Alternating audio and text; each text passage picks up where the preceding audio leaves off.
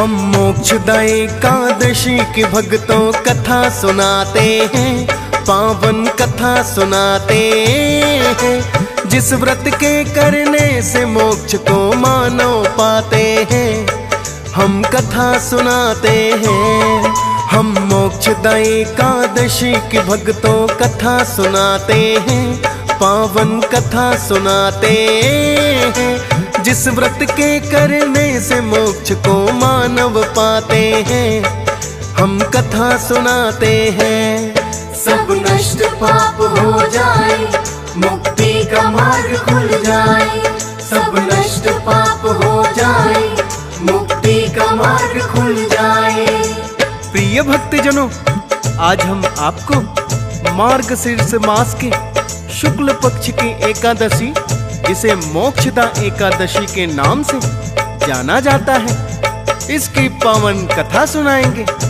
प्रिय भक्तों, जैसा कि नाम से ही प्रतीत होता है, मोक्षदा एकादशी ये एकादशी मानव के समस्त पापों को नष्ट करके उन्हें मोक्ष प्रदान करने में सक्षम होती है। विधि विधान से व्रत करने वाले मानव को नरक के कष्ट नहीं भोगने पड़ते। तो आइए भक्तों, सुनते हैं मोक्षदा एकादशी व्रत की ये परम कल्याणकारी पावन कथा।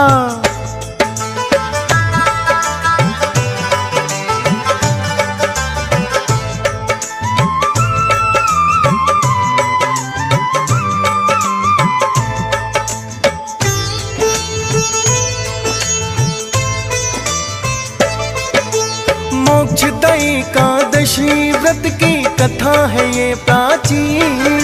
श्री कृष्ण ने जिसे सुनाया महाभारत काली।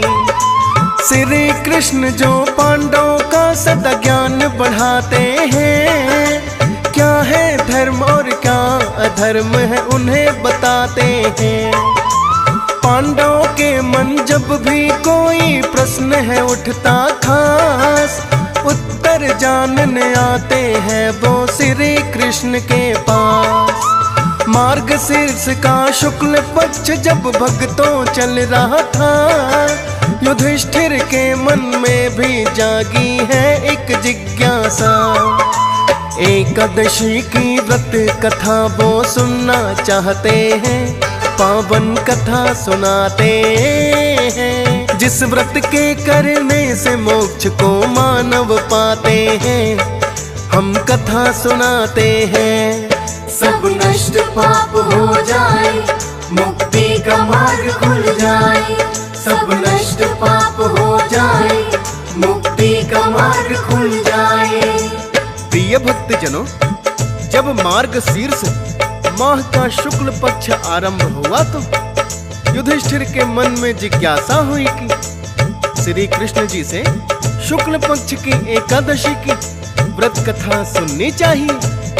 अपने मन में यही जिज्ञासा लिए युधिष्ठिर श्री कृष्ण के पास आए और उन्हें प्रणाम करके कहने लगे कि हे कृष्ण, आप तीनों लोकों के स्वामी हैं, सबको सुख देने वाले हैं, आप सबके हितैषी हैं। अतः मेरे संशय को दूर करके बताइए कि मार्गशीर्ष के शुक्ल पक्ष में आने वाली एकादशी का क्या नाम है। उस दिन कौन से देवता का पूजन किया जाता है और इसकी विधि क्या है, कृपया विस्तार पूर्वक वर्णन करके बताएं। युधिष्ठिर की बात सुनकर भक्त वत्सल श्री कृष्ण कहने लगे,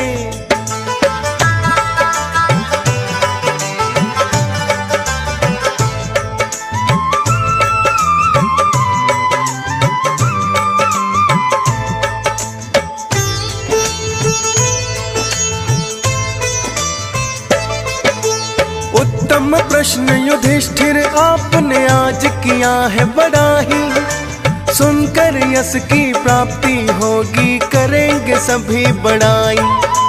मार्गशीर्ष के शुक्ल पक्ष की जो एकादशी होती, पूर्व जन्म के पापों को ये धोने में सक्षम होती। मोक्षदा एकादशी इसीलिए इसे कहा जाता है, विधि विधान से जो इस व्रत की रीत निभाता है, नहीं नरक के कष्ट वो भोगे, स्वर्ग की होती प्राप्ति।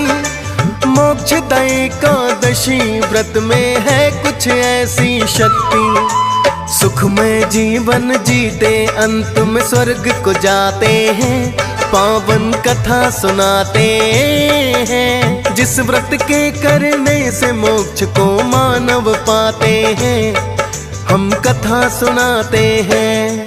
सब नष्ट पाप हो जाए, मुक्ति का मार्ग खुल जाए। सब नष्ट पाप हो जाए, मुक्ति का मार्ग खुल जाए। प्रिय भक्तजनों, श्री कृष्ण ने युधिष्ठिर से कहा कि हे युधिष्ठिर, ये व्रत मोक्ष देने वाला है तथा चिंतामणि के समान सभी मनोकामनाएं पूर्ण करने वाला है। इस व्रत से न केवल स्वयं का अपितु अपने पूर्वजों के पापों को भी समाप्त किया जा सकता है। इस व्रत में श्री हरि के दामोदर रूप की पूजा की जाती है। विधि विधान से पूजन करने के पश्चात रात्रि में जागरण अवश्य ही करना चाहिए तथा व्रत कथा सुनना भी अति आवश्यक होता है। व्रत कथा को सुने बिना किसी भी व्रत का पूर्ण फल प्राप्त नहीं होता। अतः मैं तुम्हें व्रत कथा सुनाऊंगा, जो ध्यान पूर्वक श्रवण करना।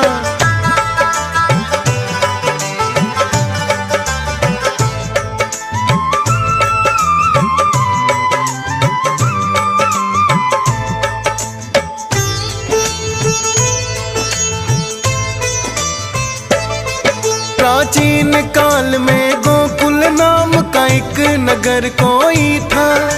वैखानस नामक एक राजा राज्य वहाँ करता था। दीन दयालु राजा वो बड़े धर्म परायण थे। उसके नगर में रहते बहुत से ज्ञानी ब्राह्मण थे। समय समय पर लेता राजा जिनसे उत्तम ज्ञान, साधु संत महात्माओं का करता था सम्मान। प्रजा का पालन बड़ी कुशलता से वो करता है।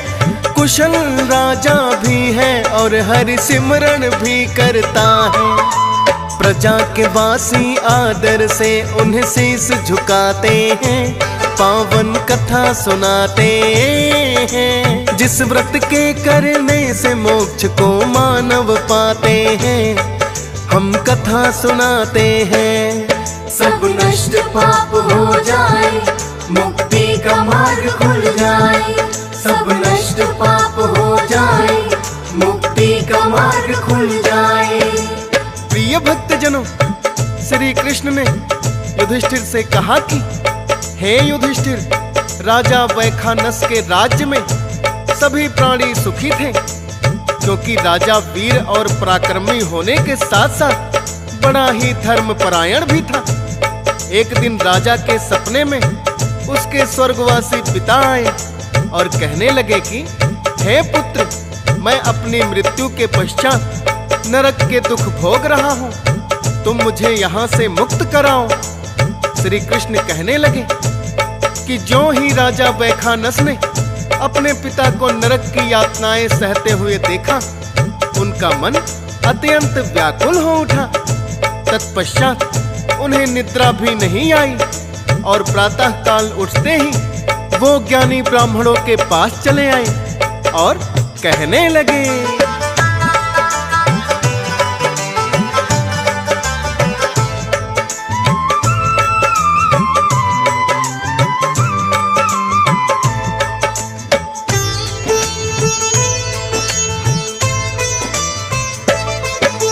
विप्रदेव मुझे सपने में अपने पिता दिए हैं दिखाई। नरक यातना भुगत रहे वो देने लगे दुहाई। बोले पुत्र मुझे मुक्ति तुम यहाँ से शीघ्र दिलाओ। उन्हें मिले कष्टों से मुक्ति ऐसा उपाय बताओ। व्याकुल हूँ मैं जब से मुझको सपना वो दिखा है। राजकाज कार्यों में भी नहीं मन मेरा लगता है।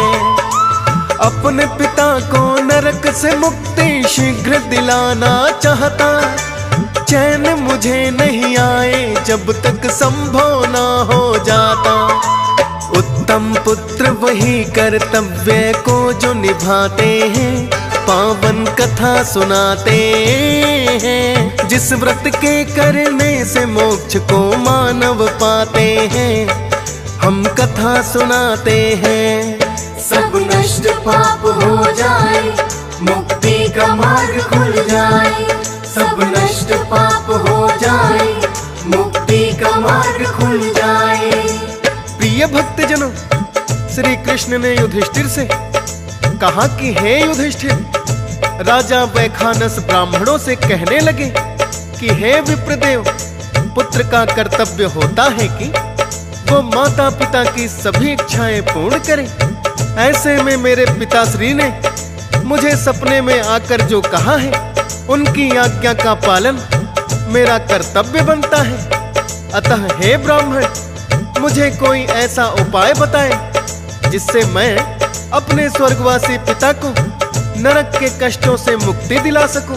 यदि मैं उनका उद्धार नहीं कर सका तो मेरा जीवन व्यर्थ है, क्योंकि एक उत्तम पुत्र जो अपने माता पिता तथा पूर्वजों का उद्धार करता है, वह 1000 मूर्ख पुत्रों से अच्छा होता है। जैसे एक चंद्रमा सारे जगत में प्रकाश कर देता है, परंतु हजारों तारे नहीं कर सकते। राजा की बात सुनकर ब्राह्मण उनसे कहने लगे,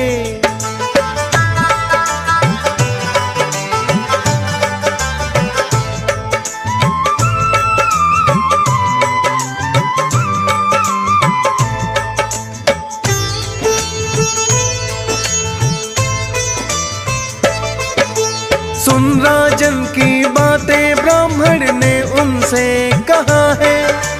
उचित ही राजन हमको लगती आपकी चिंता है, किंतु इसका उपाय आपको हम न बता पाएंगे।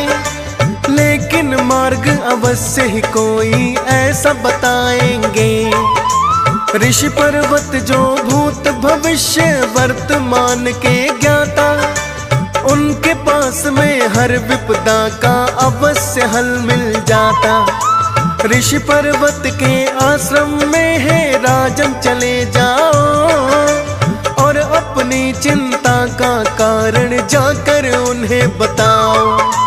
बड़े ही सिद्ध महात्मा है वो, सब बतलाते हैं, पावन कथा सुनाते हैं। जिस व्रत के करने से मोक्ष को मानव पाते हैं, हम कथा सुनाते हैं। सब नष्ट पाप हो जाए, मुक्ति का मार्ग खुल जाए। सब नष्ट पाप हो जाए, मुक्ति का मार्ग खुल जाए।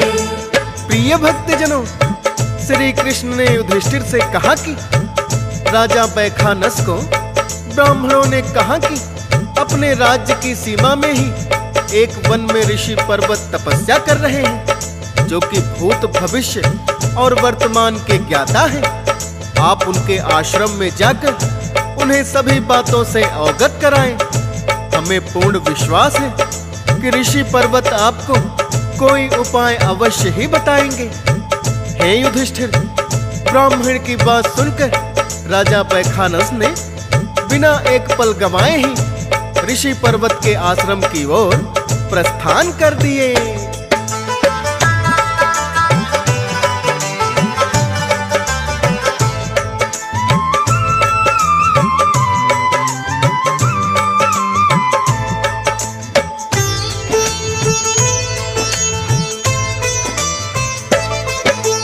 जैसा कि राजा से ब्राह्मण ने बतलाया है, राजा वैखानस तत्काल ही वन में आया है।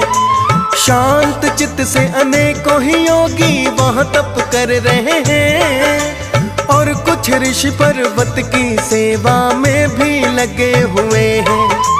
यही ऋषि पर्वत होंगे, राजा पहचान गए। मिल मिलेगा इनके पास उपाय ये वो जान गए। राजा ने ऋषि के चरणों में पहले किया है प्रणाम। पूछा ऋषि पर्वत ने उनसे आए हो किस काम।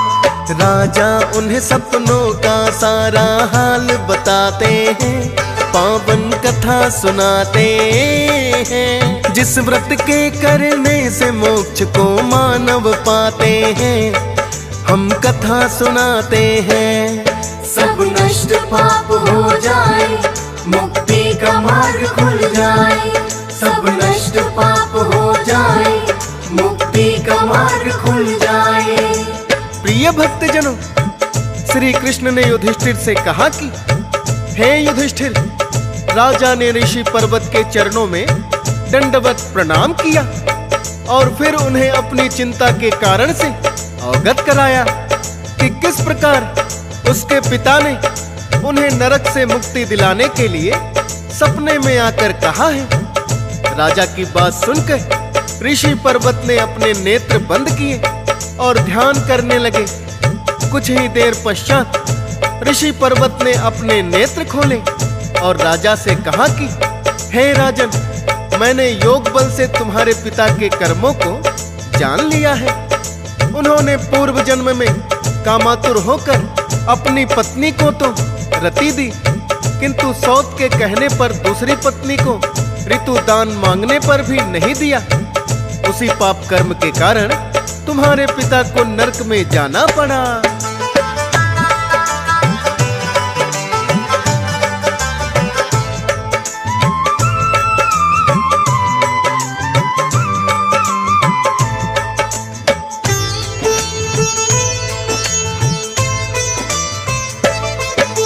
ये सुन कर के राजन ने ऋषिवर से पूछा है, मुक्ति मिल जाए मेरे पिता को इसका उपाय क्या है। ऋषि पर्वत ने एक बार फिर से है ध्यान लगाया।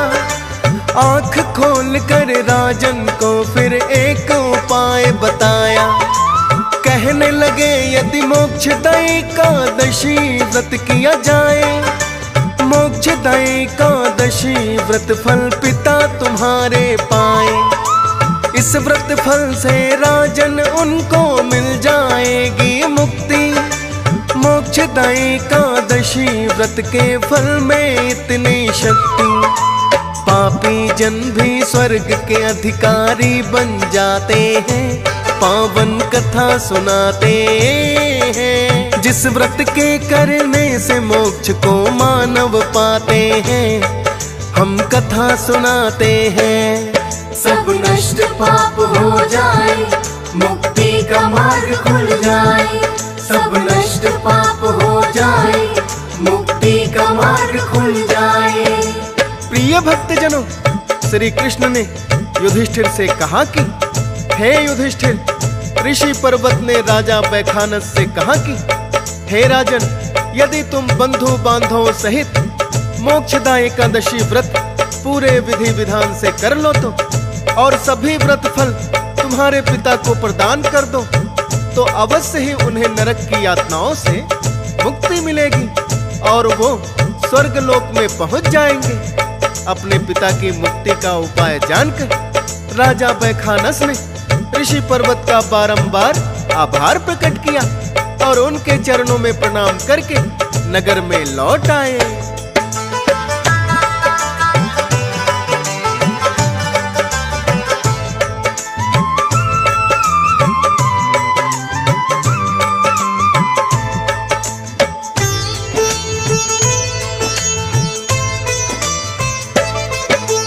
कुछ ही दिनों पश्चात मोक्षदा एकादशी जब आई, याद बात थी राजा को जो ऋषिवर ने बतलाई।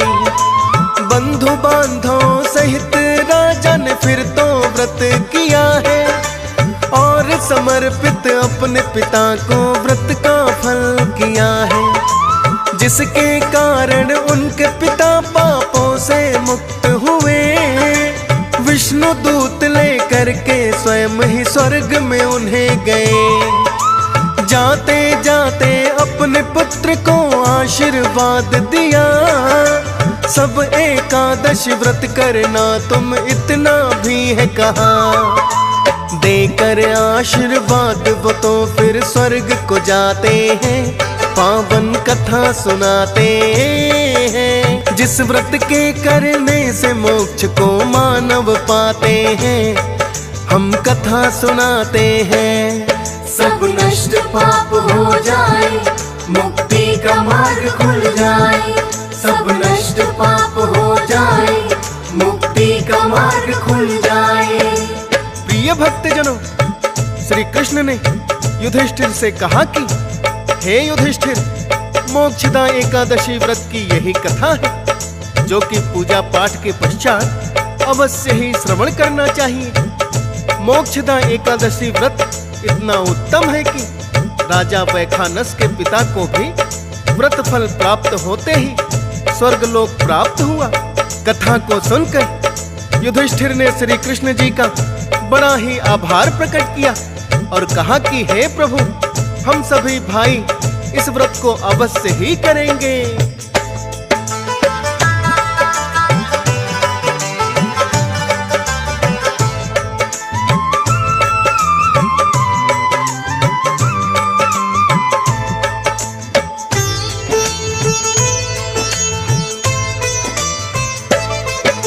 सुनकर कथा युधिष्ठिर ने भी प्रकट किया आभार और कहा कि व्रत करेंगे हम सब ये हर बार। मोक्षदा एकादशी व्रत की भक्तों कथा यही है, पूजा पाठ के बाद अवश्य ही जाती सुनी पढ़ी है। हंसराज रलहन भी कथा को अवश्य ही सुनता है। बिगड़ा हुआ काम जो होता वो भी बनता है। डीएस पाल ने श्रद्धा पूर्वक किया कथा का वर्णन। फौज सुरेश शब्दों में पिरोए करके शारदे सिमरन। सुनकर लाखों भक्त बड़ा ही आनंद पाते हैं, पावन कथा सुनाते हैं। जिस व्रत के करने से मोक्ष को मानव पाते हैं, हम कथा सुनाते हैं। सब नष्ट पाप हो जाए, मुक्ति का मार्ग खुल जाए। सब नष्ट पाप हो जाए, मुक्ति का मार्ग खुल जाए।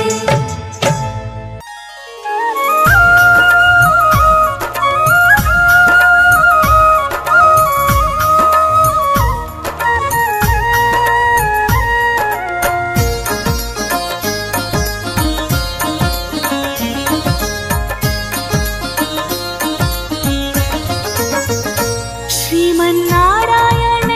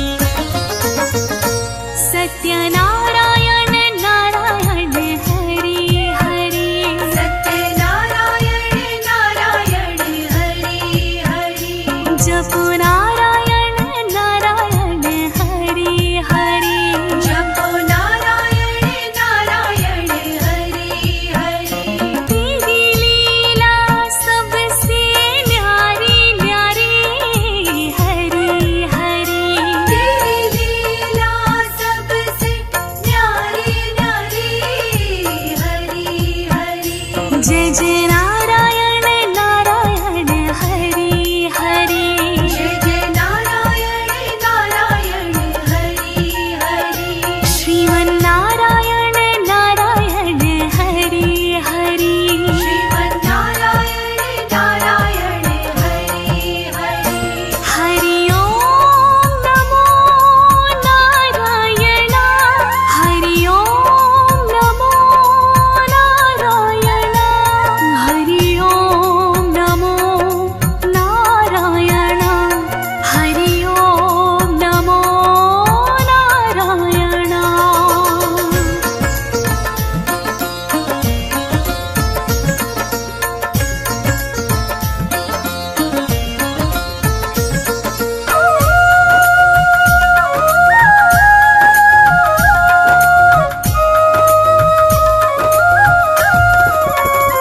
सूर्य नारायण नारायण हरि हरि। सूर्य नारायण नारायण हरि हरि। बोलो नारायण नारायण हरि हरि। बोलो नारायण नारायण हरि हरि। तेरी छवि है सुंदर न्यारी न्यारी हरि हरि। तेरी छवि है सुंदर न्यारी न्यारी हरि हरि। तन मन में बसो है हरि हरि।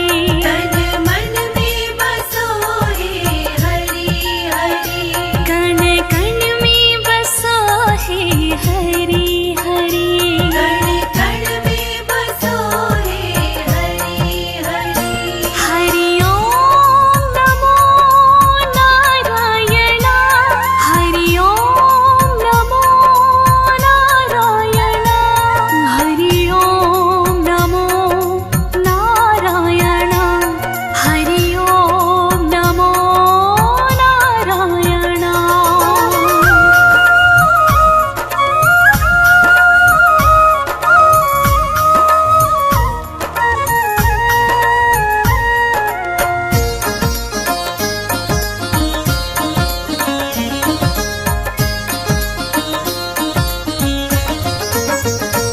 विष्णु नारायण नारायण हरि हरि। विष्णु नारायण नारायण हरि हरि। जप नारायण नारायण हरि हरि। जपो नारायण नारायण हरि हरि। तेरी मूरत मंगलकारी कारी हरि हरि।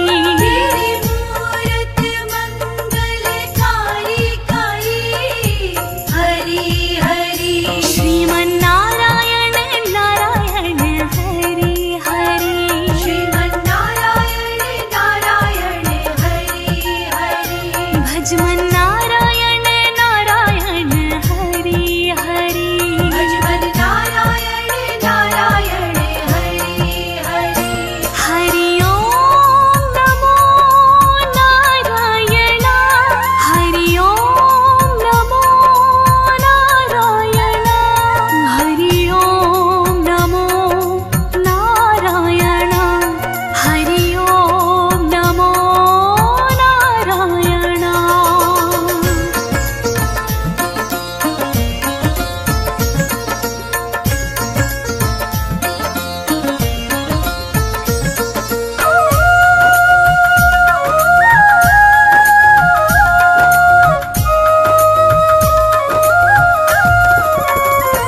बद्री नारायण नारायण हरि हरि।